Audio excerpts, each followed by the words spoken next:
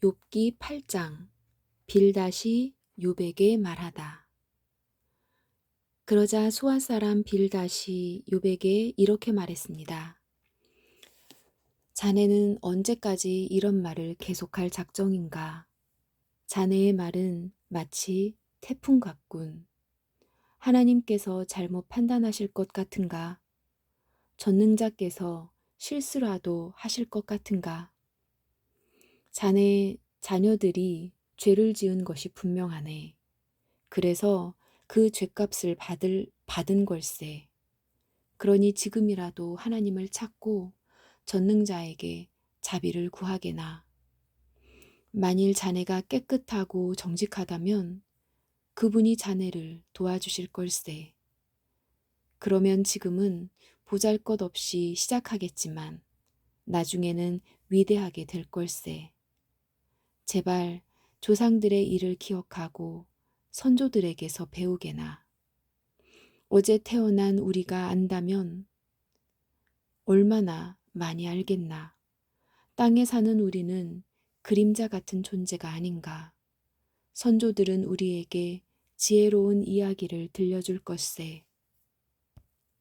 늪지 아닌 곳에서 왕골이 어떻게 자라겠으며 골풀이 물 없이 어떻게 자랄 수 있겠는가. 이런 식물은 푸르름을 더하다가 곧장 시들어 없어지지. 하나님을 배반하는 자들의 운명이 이렇다네. 악인들의 소망도 이렇게 망해버리지.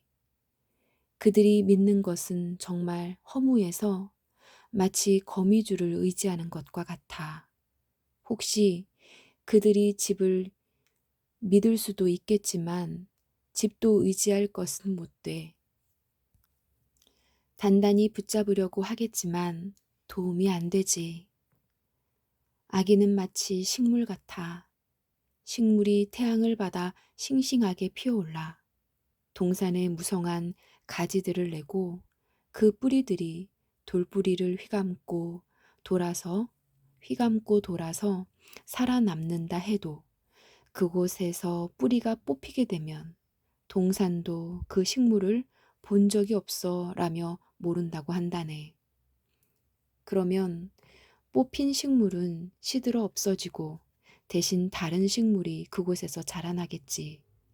정말이지 하나님은 정직한 사람을 버리지 않으시고 악인들을 돕지 않으신다네. 그분은 자네 입에 기쁨을 담아주시고 입술에 즐거움을 채워주실 걸세.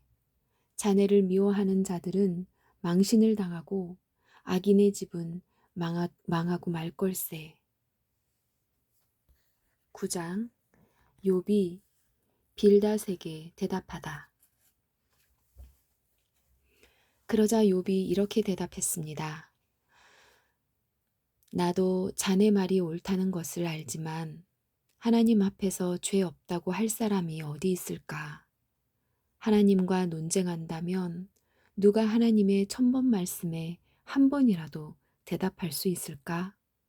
지혜로우시고 강하신 그분 앞에서 누가 과연 그를 대적하여 이길 수 있을까? 진노하신 하나님께서 산들을 옮기고 없애버리시는데 사람이 그것을 알 수 있겠나? 그분은 땅을 흔드시고 땅을 떠받치는 기둥들도 흔들어 버리시지. 그분은 해를 뜨지 못하게 하시고 별을 움직이지 못하게 하실 수도 있다네. 홀로 창공을 우주에 펼치시고 바다의 파도 위를 걸으시는 분. 그분은 북두칠성과 삼성, 묘성과 남방의 별자리들을 만드신 분. 측량할 수 없는 위대한 일들과 수없는 기적을 행하시는 분이네. 그분이 내 앞을 지나가셔도 나는 그를 보지 못하고 그분이 나를 스쳐가셔도 알지 못하지. 그분이 가져가시면 누가 도로 찾을 수 있으며 누가 감히 그에게 당신은 무엇을 하십니까? 라고 말할 수 있을까? 하나님께서 진노를 풀지 아니하시면 라합을 돕는 자들이 겁내고 움츠리는데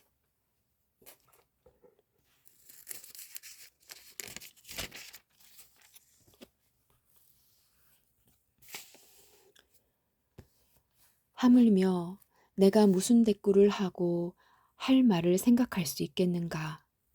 내가 의롭다 해도 대답은커녕 그저 긍휼을 빌 수 있을 뿐인 것을. 설사 내가 그를 불러서 그가 대답하셨다 해도 그가 내 주장을 들으셨다고 믿을 수 없네. 그분이 태풍으로 나를 치시고 까닭없이 나에게 상처를 입히시네. 숨쉴 틈도 주시지 않고 그저 나에게 괴로움만 더하시네. 힘으로 말하자면 그분같이 강한 분이 누가 있으며 의로움으로 말한다 해도 누가 그를 재판한다고 할 수 있을까? 비록 나에게 죄가 없다 해도 내 입이 나를 정죄할 것이며 비록 내가 흠이 없다 해도 그것이 나를 죄인이라 선언할 걸세. 나는 죄가 없지만 그런 것에 관심을 기울일 힘도 없이 그저 내 삶을 경멸할 뿐일세. 그는 죄 없는 자나 악한 자나 모두 죽이시는 분이니 내가 무슨 말을 하겠나. 재앙이 내려와 죄 없는 자를 망하게 해도 그분은 낙담하는 그를 비웃으시네. 악이 세상을 지배하고 재판관도 눈이 멀었으니 하나님이 아니시고는 누가 이렇게 하겠는가. 이제 내 삶이 달리기 선수보다 빨리 지나가니 아무 소용이 없구나. 내 삶이 빠른 배처럼 먹이를 낚아채려고 빠르게 내려오는 독수리처럼 날아가는구나. 이제 내가 원망을 그치고 얼굴빛을 바꾸어 웃어보려고 해도 내 모든 고통이 두렵습니다. 당신은 나를 죄가 없다고 인정하지 않으시겠지요. 내가 죄인 취급을 받을 텐데 공연히 수고할 이유가 무엇입니까? 내가 깨끗한 물로 비누로 손을 닦는다 해도 당신은 나를 구덩이에 밀어 넣으셔서 내 옷조차 나를 싫어하게 하실 것입니다. 하나님은 나처럼 사람이 아니시니 내가 그에게 대답할 수도 없고 재판정에서 변호할 수도 없으니 안타깝구나. 우리 둘 위에 손을 얹고 둘 사이를 판단해 줄 판결자도 없으니 참 답답하구나. 제발 그분이 치시는 막대기를 거두시고 나를 놀라게 하지 않으신다면 좋겠네. 그렇다면 내가 담대하게 말할 수 있을 텐데 그럴 수 없구나. 10장. 나는 내 생명을 미워하고 원망할 수밖에 없어. 내 마음이 너무 아프기 때문이지. 나는 하나님께 말할 것이라네. 제발 하나님, 나를 죄인 취급하지 말아 주십시오. 제발 당신이 왜 나를 치시는지 이유라도 알려 주십시오. 당신이 손수 만드신 나를 학대하고 멸시하면서 악인들의 꾀는 왜 좋게 보십니까? 당신의 눈이 사람의 눈과 같단 말입니까? 왜 사람이 보는 것처럼 판단하십니까? 당신의 날이 사람들의 날과 같지 않고 길며 당신의 횟수가 사람의 횟수와 같지 않은데 어찌 내 죄를 찾으시고 내 허물에 주목하십니까? 당신은 나에게 죄가 없다는 것을 잘 아시고 아무도 당신의 손에서 나를 건져낼 수 없다는 것도 잘 아십니다. 당신의 손으로 나를 빚어 만드시고 이제 나를 아예 없애려고 하십니다. 주님, 기억해 주십시오. 진흙으로 나를 만드시더니 이제는 다시 흙으로 되돌려 보내시렵니까? 당신께서 나를 우유같이 쏟아버리시고 치즈처럼 엉기게 하셨습니다. 피부와 살로써 내게 옷 입히시고 뼈들과 힘줄로써 나를 온전케 하셨으며 내게 생명과 은혜를 주셨고 내 영을 돌보아 주셨습니다. 그렇게 하시고 다른 뜻이 있으셨습니까? 분명 다른 뜻이 있으셨겠지요. 만약 내가 죄를 짓는다면 당신은 나를 주목하시고 내 죄를 용서하지 않을 것입니다. 만약 내가 악인이라면 벌을 받아 마땅합니다. 설사 내가 의롭다 해도 머리를 들지 못할 것입니다. 나는 수치를 당하고 괴로움으로 가득 찼기 때문입니다. 만약 내가 머리를 치켜 세운다면 당신은 사자처럼 달려들어 당신의 힘으로 다시 나를 짓눌러 버리시겠지요. 당신이 나를 치는 새로운 증거들을 들이대며 내게 화풀이를 계속하시니 괴로움이 계속됩니다. 어찌하여 당신은 나를 태어나게 하셨습니까? 내가 그때 죽어버려서 아무도 나를 보지 못했더라면 좋았을 텐데 나는 없었어야 했습니다. 태에서 무덤으로 바로 옮겨졌어야 했습니다. 이제 죽을 때가 다 되었으니 제발 이 순간이라도 편하게 해주십시오.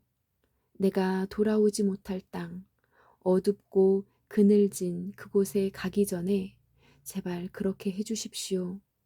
그 캄캄하고 혼란스러우며 빛조차도 흑암과 같은 그곳에 이르기 전에 제발 그렇게 해주십시오. 11장 소발이 욥에게 말하다. 그러자 나아마 사람 소발이 이렇게 말했습니다. 말이 너무 많으니 대답을 안 할 수 없네. 그렇게 말이 많아서야 변호를 받을 수 있겠는가. 사람을 그런 말로 설득시킬 수 있다고 생각하는가? 자네의 말을 들은 우리가 어찌 자네를 꾸짖지 않을 수 있겠는가? 자네는 내 교훈은 바르고 나는 하나님 눈앞에 온전하다라고 말했지.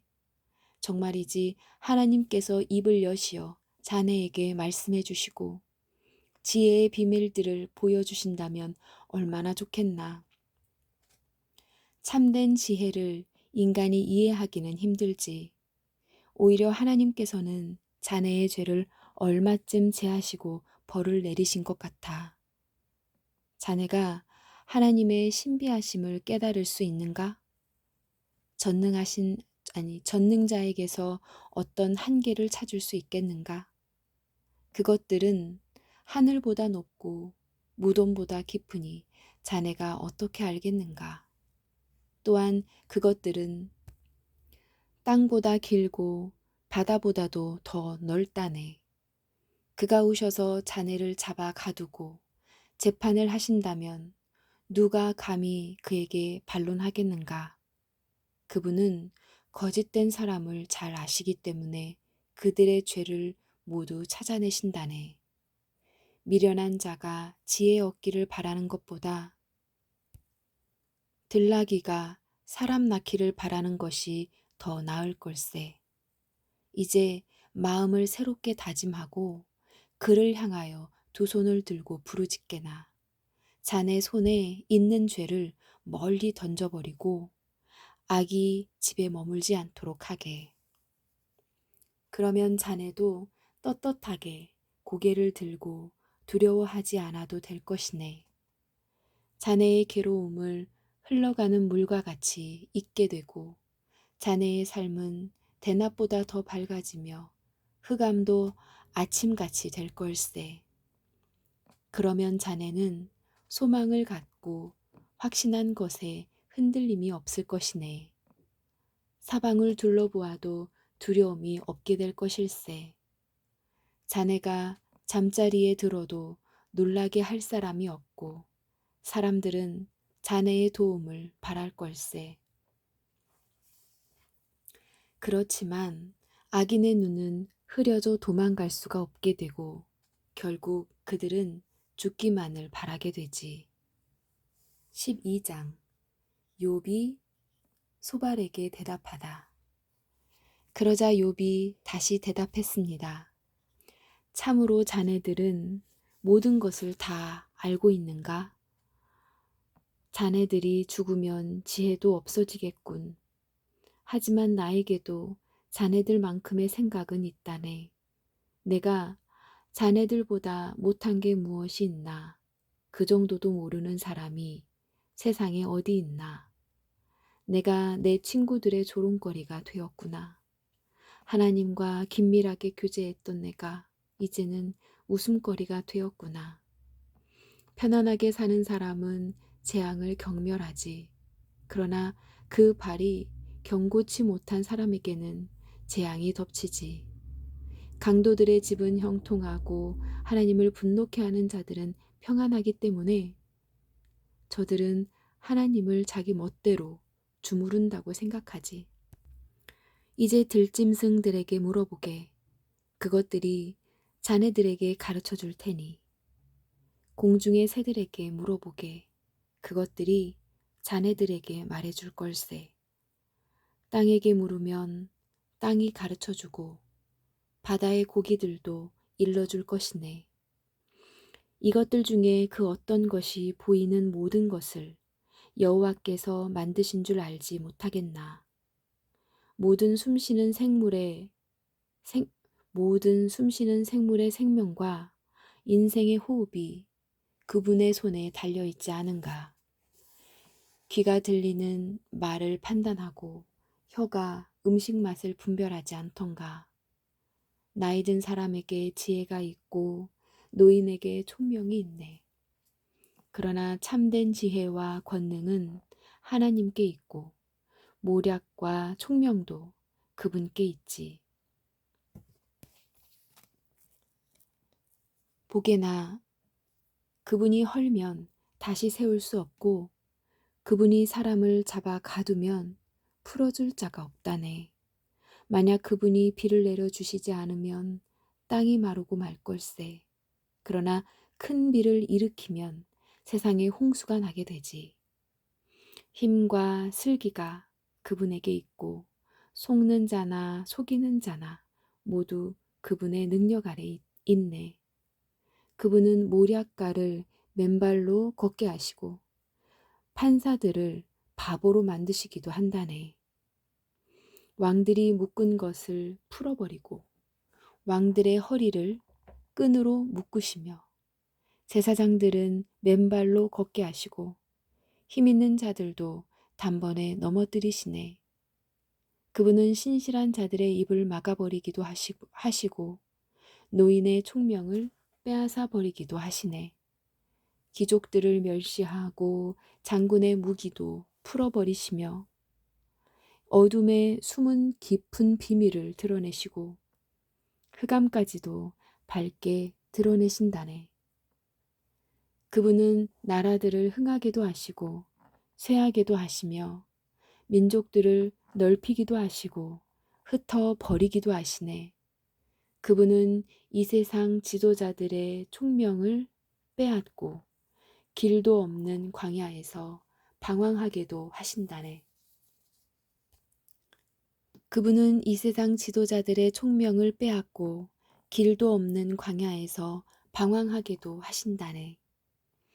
그분은 저들을 한 줄기 빛도 없는 흑암에서 헤매며 술 취한 자처럼 비틀거리게 만드신다네. 13장 보게나 이런 것들을 내 눈으로 보고 내 귀는 들어서 깨달았다네. 자네들이 아는 것은 나도 알고 있으니 내가 자네들보다 못하지도 않다네. 그러니 나는 오직 전능자에게만 말씀드리고 나의 처지에 대해 하나님과 의논하고 싶다네. 자네들은 거짓말쟁이들이며 돌팔이 의사와 같군. 자네들 입 좀 다물 수 없나? 그렇게 하는 것이 현명할 걸세. 내 주장에 귀를 좀 기울여 주게. 내 간청을 이해해 주게나. 자네들은 하나님을 위한다면서 그런 허튼 소리와 거짓말을 하는가? 그분께 아첨을 하자는 것인가? 하나님을 위하여 변호를 한다는 것인가? 그분이 자네들 속마음을 다 아시겠지. 자네들은 사람을 속이듯 그분을 속일 수 있다고 믿나? 자네들이 계속 불공평하게 행하면 분명히 그분이 자네들을 꾸짖으실 걸세. 그분이 그의 위엄으로 자네들을 놀라게 하시고 공포에 떨게 하실 거야. 자네들의 교훈은 어떤 쓰레기 더미에서 가져왔나? 자네들 주장은 어디 흙더미에서 가져왔나? 제발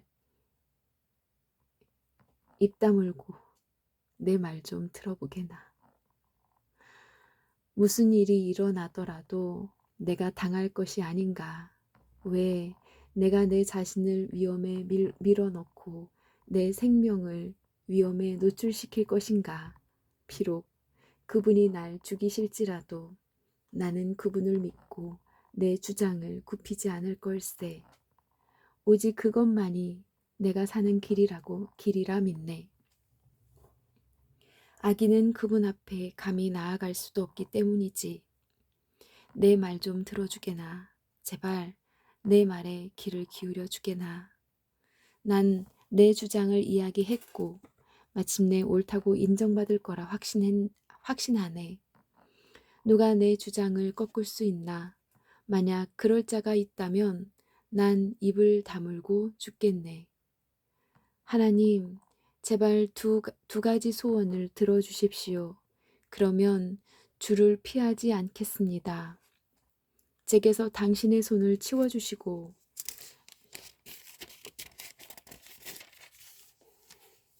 공포에 사로잡혀 떨지 않게 해주십시오.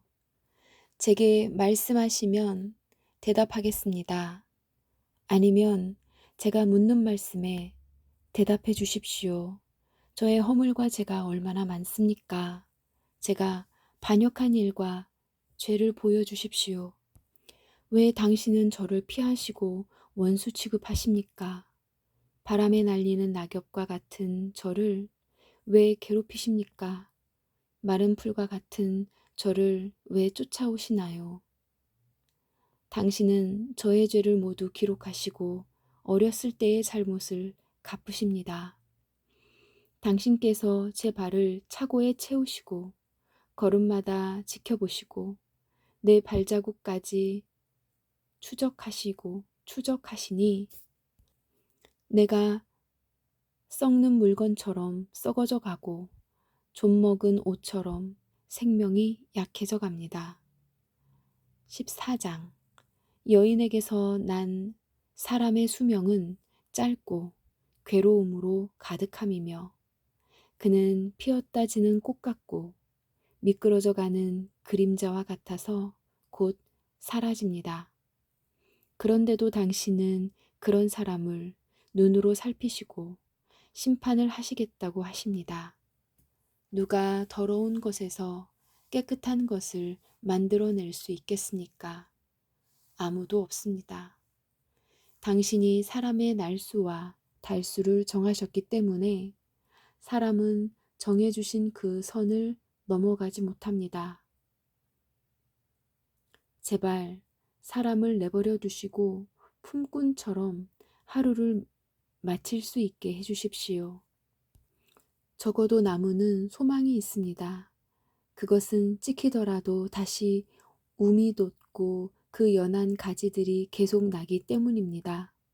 비록 그 뿌리가 땅속에서 늙고 그 그루터기가 땅에서 죽는다 해도 물 기운만 있으면 새 나무처럼 다시 싹을 냅니다. 그렇지만 사람은 마지막 호흡이 끊어지면 시체로 드러눕지요. 바닷물이 증발하여 사라지듯 강물이 말라 없어지듯 사람이 들어 누우면 다시 일어나지 못하고 하늘이 없어질 때까지 깨어나지도 못하고 잠에서 일어나지도 못합니다. 제발 주님, 당신의 진노가 지나갈 때까지 나를 무덤에 숨겨주시고 때를 정해두셨다가 그때가 되면 저를 기억해 주십시오. 사람이 죽더라도 다시 살아날 수 있습니까? 만약 그렇다면 다시 살아날 때까지 아무리 어려워도 기다리겠습니다. 당신이 저를 부르신다면 제가 대답하겠습니다. 당신께서는 당신의 손으로 만드신 저를 보시고 불쌍히 여기실 것입니다.